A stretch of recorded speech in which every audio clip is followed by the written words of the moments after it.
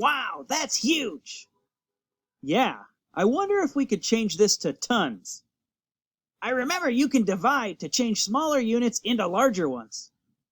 That's right. And there are how many pounds in a ton? 2,000!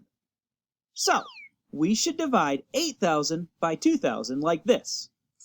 Yep, and 2,000 divides into 8,000 4 times. So, that shows us that 8,000 pounds is equal to 4 tons. That was easy, using division to convert that measure. And we didn't have to use a model. But if we did use a model, it would look something like this. Notice that we start with 8,000 pounds, but we will divide it by blocks that each represent 2,000 pounds. 4 blocks fit on the 8,000 block. So, the model shows that we were correct in our division. 8,000 pounds is the same as 4 tons.